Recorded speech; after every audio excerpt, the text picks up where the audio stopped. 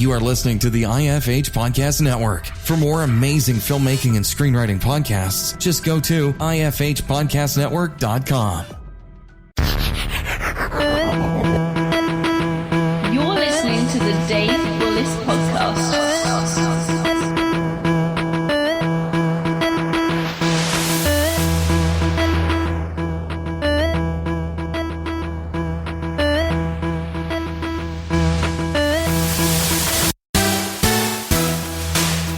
Joining me today is Andy Weir. Andy is a writer whose first novel, The Martian, is currently being turned into a film directed by Ridley Scott and in which actually stars Matt Damon. And the film is scheduled for release of November 25th of this year. Andy, how are you, sir? I'm great. Thanks for having me. Oh, thank you very much for coming on. I really appreciate it. I actually, read The Martian. And then I actually ended up hearing you on another podcast, and I was like, wow, I can't believe I didn't put two and two together. I should actually have asked him prior to come on the podcast. Well, here I am. Yeah, you're right. Andy, could you just give us, for all the listeners who may not be familiar with your work yet, could you just give us a little bit about your background and, how you got started writing? Sure. Well, I've always liked writing, even since I was a kid when I wrote crappy little short fiction stuff. But my background is mostly computer programming. When I finished high school and it was time to go to college, I considered going full time. I considered going for a literature degree or something. But I also decided I liked eating regular meals and not living in a box under an overpass. So I went for computer programming instead. Spent 25 years as a computer programmer, and I wrote on and off as a hobby. And then kind of that's where The Martian was originally, a book, a serial that I was posting to my website. I kind of bungled into a publishing and movie deal. So when you were a computer programmer, did you have to work like a very stressful day job, and then you found time at night to write? Yeah, pretty much. Although I wouldn't call it a very stressful job. I mean, like any job, it would be stressful at times and then easy at other times.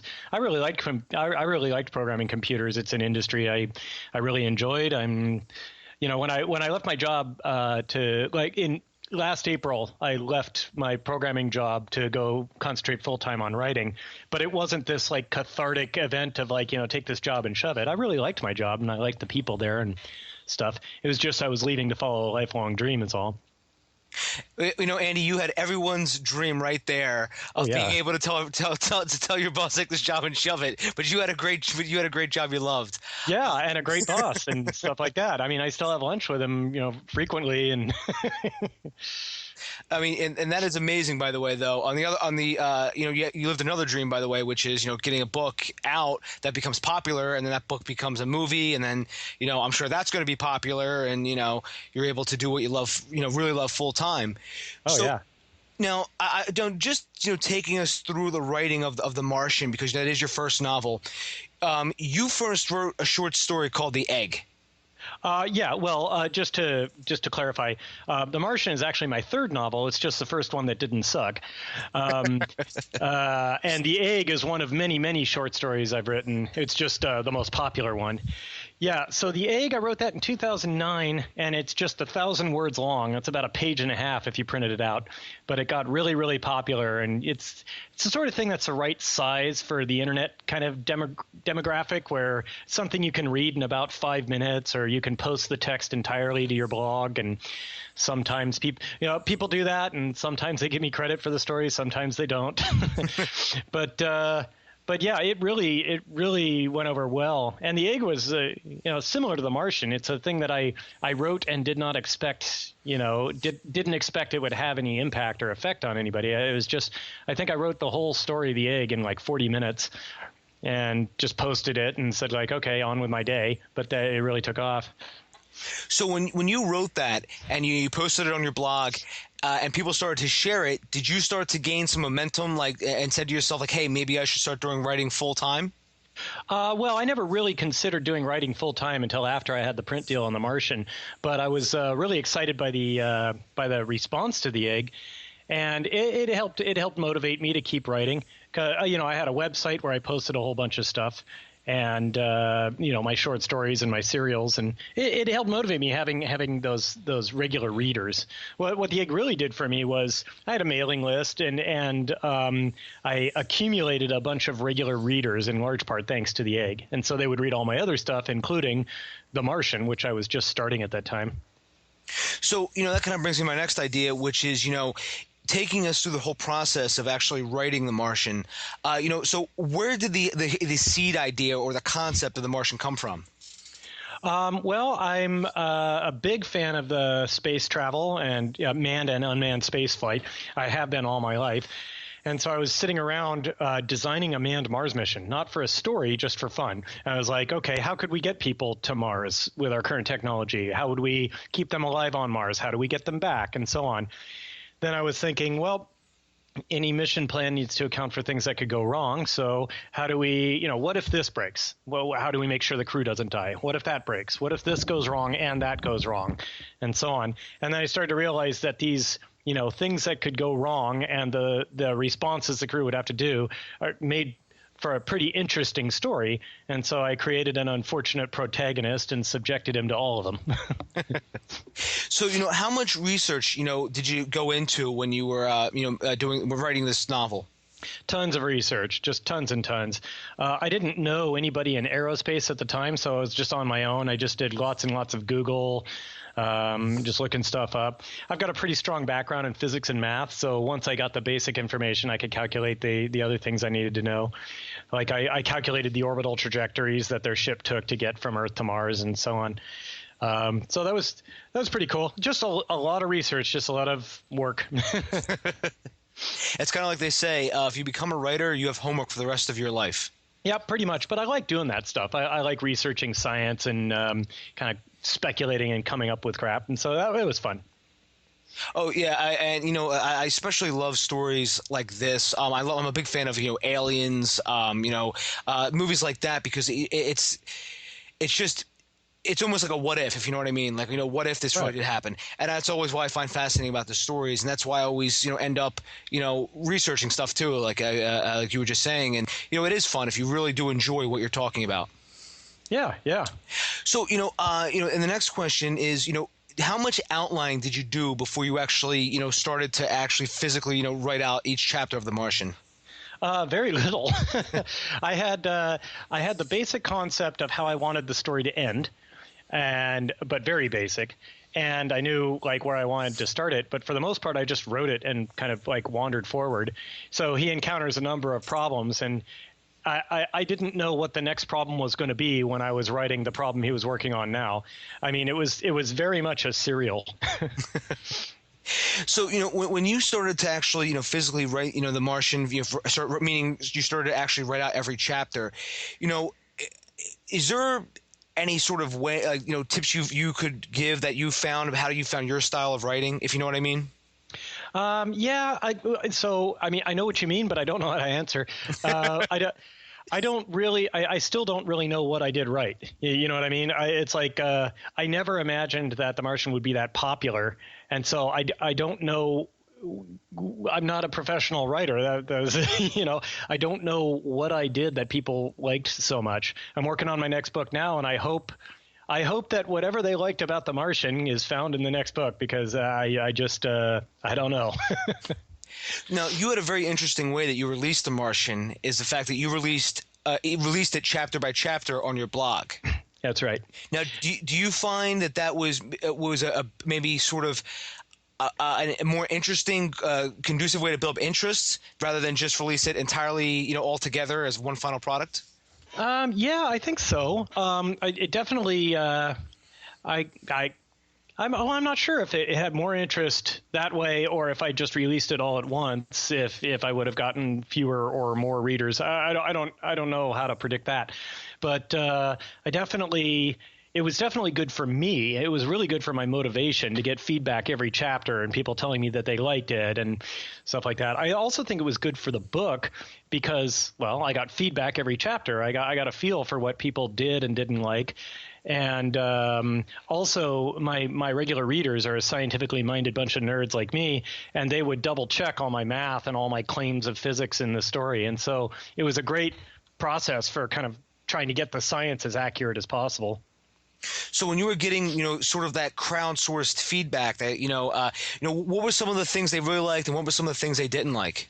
Well, everybody liked the main character, right? Everybody liked Mark Watney, his kind of smart-ass attitude. Everyone responded well to that. My regular readers are, like I said, they're really scientifically minded people, so they loved the accuracy of the science of the how Mars was accurately portrayed. That was really important to them and to me.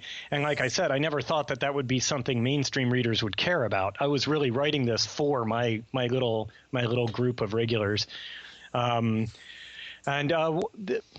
They at first, I think they didn't really like the NASA segments that much. The parts that take place on Earth, it would kind of, they were like, no, we've got this guy, he's stranded on Mars, that's exciting, and now you're going to show us a bunch of bureaucrats back on Earth. It's like, get back to the main story. And I would get complaints about that. I think those are ameliorated by when you're reading the book as a single entity. Because they'd be like, oh, I waited 2 months for the next chapter you posted, and then it's just like there's no Mark Watney in it at all. And now I got to wait another month or two until you post the next chapter, But when you have the whole book in front of you, it's like, oh, okay, well, I read through this chapter of NASA stuff, and now I'm back to Mark, right, 10 minutes later or whatever. So, what were some of the most difficult parts that you had in actually writing The Martian? Well, I'd say the biggest challenge for me was walking that delicate balance line of keeping I needed the reader to understand all the science behind his problems, but I didn't want to read like a Wikipedia article, right? I didn't want to be this data dump of just like really boring math and science exposition, because I know that I actually enjoy reading stuff like that. Most people don't. And so that was a really tough line, because I'm like, no, I really want them to understand why he needs this much water to grow potatoes, or why he needs or how he gets, oxygen from pulling CO2 out of the Martian atmosphere. I need them to understand why these are huge technical challenges instead of just some simple hand wavy solution. But I didn't want to, spend too long on it. What I found from reader feedback is that the people who aren't as interested in the scientific stuff just kind of glossed over those segments. So when I got deep into the explanations of chemistry or whatever, they would just go like, yeah, and then skip forward and say like, okay, the end result is he can do this. Good, got it. So I guess it worked out okay, but probably I erred a little too much on the side of like technical explanation. So you finally released the book, and and it was gaining in popularity. So where did eventually, I know from the other podcast, but where did your now publisher come to contact you in talks to release the actual physical copy of the book? Well, that was kind of funny, because what happened was the editor at Crown, Crown's the kind of division of Random House that published the book. The editor, named Julian Pavia, he read it and he liked it. I don't know what caused him to read it. I think a book scout recommended it. He read it and he liked it, and then he said, I might want to make a print version of this book, but I'm going to talk to a colleague of mine named is a literary agent named David Fugate. He said like, oh, I'm going to talk to David and see what he thinks, get an opinion from someone outside the company. David read it and he said like, I like it. And then he turned around and emailed me and said, hey, you need an agent? And But earlier in life, I'd spent years trying to get a literary agent, to no avail. Everybody had turned me down. And now one was just like knocking on my door, basically, right? And so I said, sure, I'd love an agent, after researching him to make sure he was like a real agent. and I'm like, sure. And he just comes back, and then he says like, well, Random House is interested in your book. And he turns around and says, hey, Julian, what are you going to pay us for this book? So that was really cool. That went very, very quickly. I suddenly had an agent, and then had an offer for a book deal from Random House, which was all my dreams coming true kind of all at once. And then that same week, 20th Century Fox came in with the movie rights offer. So that was an eventful week for me. I mean, how are you ever going to be able to top a week like that? I don't know. Well, I'm really looking forward to when the movie comes out. That'll be a big day for me, is when I get to go watch the movie. Oh yeah, that'll be absolutely amazing. So and just to sort of take a step back, you had first put it up as a Kindle book, correct? Well, first it was like you said, just a collection. Yeah. And then what happened was people emailed me and said, hey, I'm enjoying this story, but I hate reading it on a web page. Can you make an ebook? So I made an ebook and said, like, here, just for download on my site. You can just, like, it was an EPUB and a Mobi version that I'd made. And I said, there you go. Then other people emailed me and said, like, I love that there's an ebook, but I'm not very technically savvy and I don't know how to download an ebook and put it onto my Kindle. Can you just post it up to Kindle? So I did that. And they forced me, Amazon requires you to charge at least 99 cents. You're not allowed to give stuff away for free. So I charged 99 cents. And I said, okay, everybody, you can either read it for free on my website, download it for free from my website, or pay Amazon $1 to put it on your Kindle for you. And more people paid the $1 than downloaded it for free, which goes to show how much reach Amazon has into the readership market and how much people hate doing technical stuff if they can avoid it by paying $1. So, and then of course from there, that's where you got your book deal a few weeks after that, correct? It was more like a few months after. I posted it in late September of 2012, and Random House came around in February of 2013. So it had been on sale for 5 months or so. So, and then they basically said to you, we want to publish all the physical books, correct? Yeah, they bought the worldwide print rights. Okay, excellent. And then now they're going to be your publisher for your next book, correct? Right, yeah, which is tentatively titled Zhek, Z-H-E-K, and it's a more traditional sci-fi book. It's not hard sci-fi like this Martian. This has like aliens and faster than light travel and telepathy and stuff like that. Very cool. And I wish you the best for that. And when you are done with that, please, let me know. I'll gladly have you back on. But we actually have a lot of questions right now. Sure thing. I've picked like the best 5 that I want to sort of fire at you. The first one is, Andy, prior to posting your book on the web, would you recommend getting your manuscript edited? I think this would make a big difference for those in self-publishing. What do you think? I agree. I definitely, if you're taking it seriously, if you really want to, if you think like, yes, I want to try to break into the world of publishing, then you should definitely have your manuscript copy edited. And you might be a little surprised at how much that costs, so don't be too shocked. You can probably expect, for a novel length thing, you can probably expect to pay about $1,000 or more.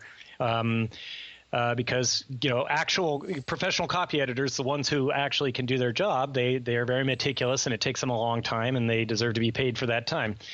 So yeah, I would recommend it. It really takes you out of the story when you're reading along and you see some blatant punctuation or spelling error that just like you're just like, whoa, it looks like it was written by an 8th grader. And believe me, no matter how good you are at English grammar and punctuation and spelling, you will have screw-ups in your 100,000-word document. There was a story a publisher once told me.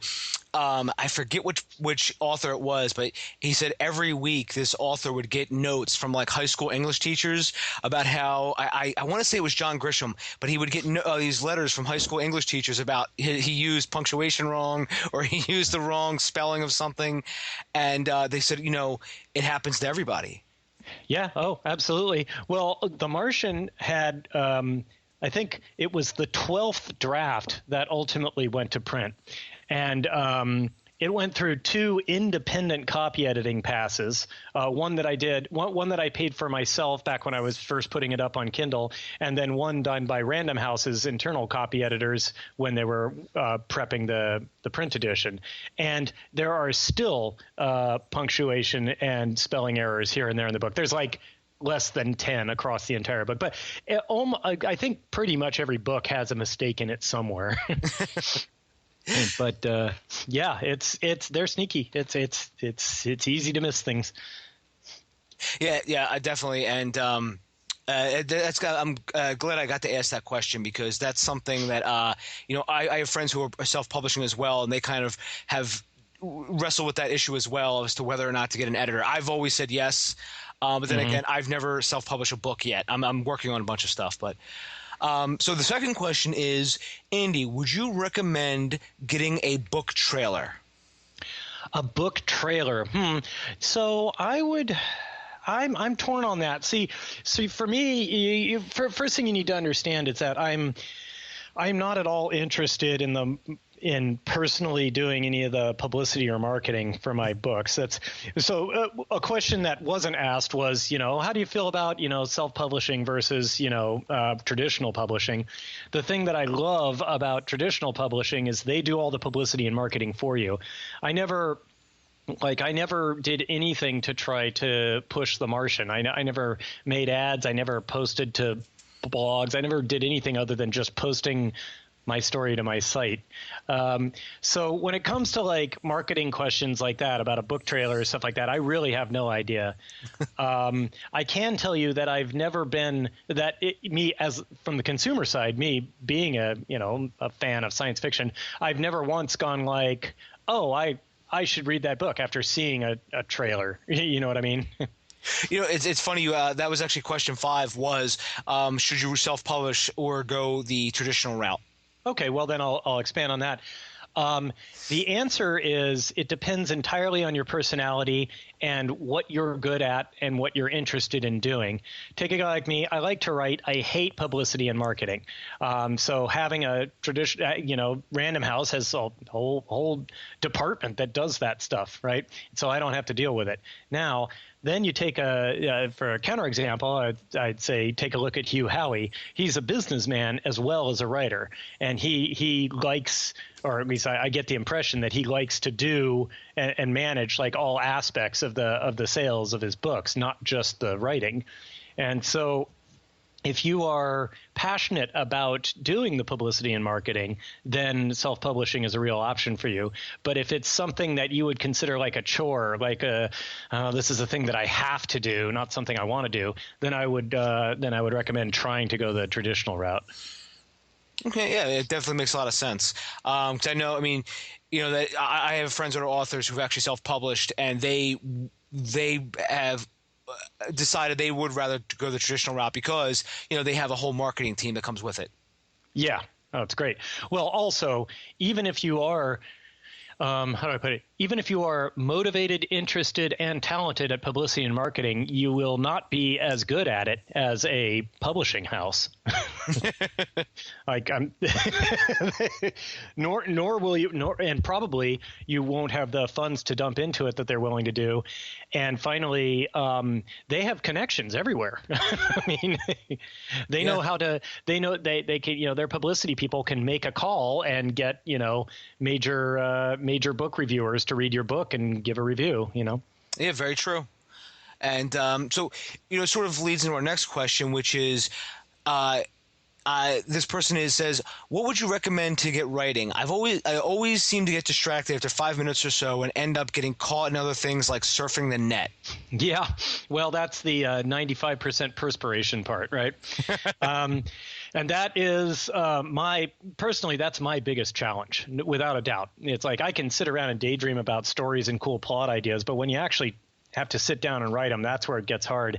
And there's no easy solution to that. It just has to do with what do you do to get yourself working on other things?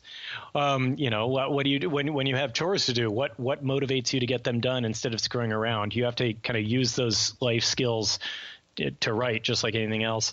One thing I found was one time I did a library event where I was speaking at a library, and it was pretty far away from my place, and it was like right after rush hour traffic is when it was going to be.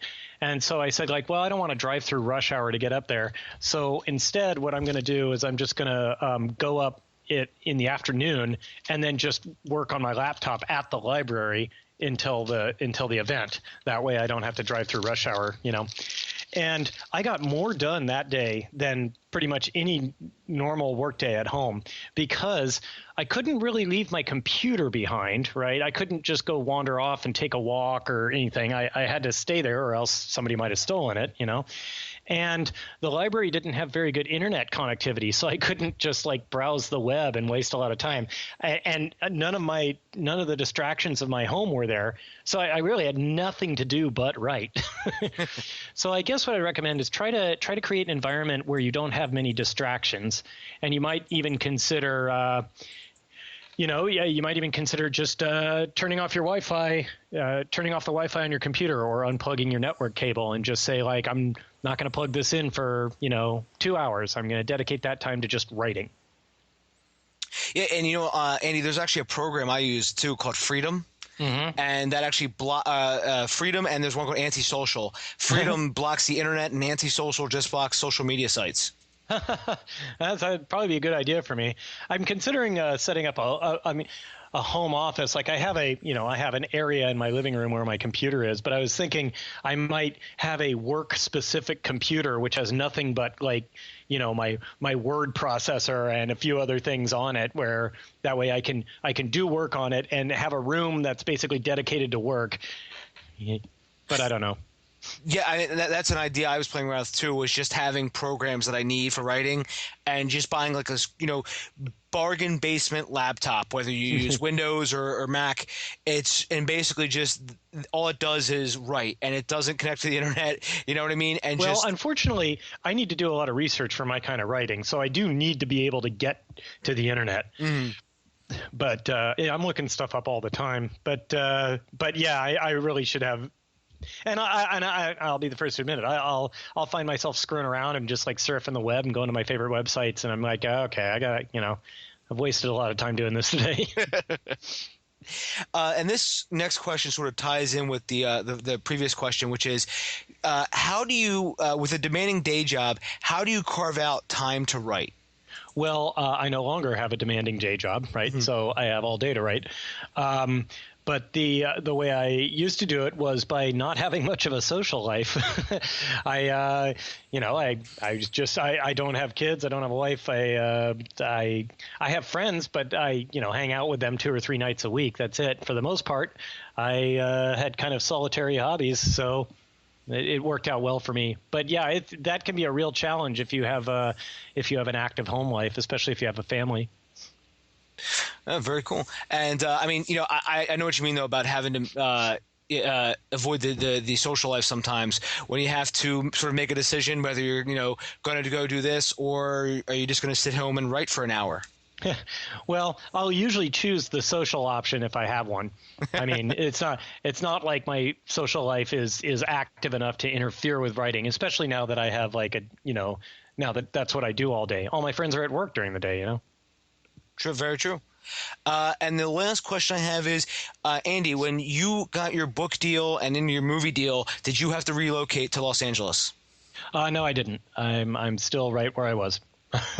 Okay. Up in Northern California.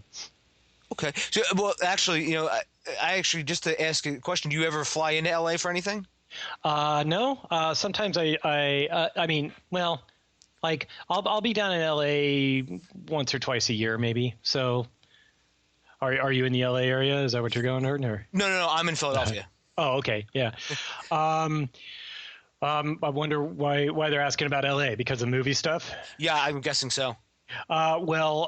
Just so the readers or your listeners are aware, they didn't film the movie in LA. They filmed it in Budapest.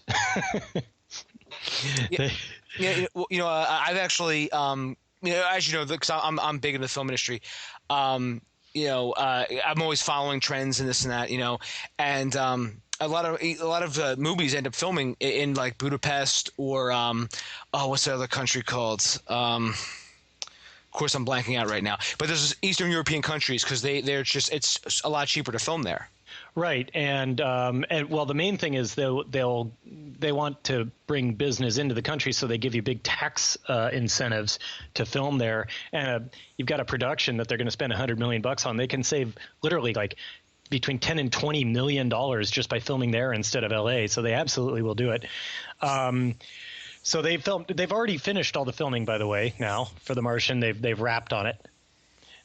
So they did all the studio work in Budapest, and then they did the location shots in Jordan. That's a desert in Jordan played the part of Mars.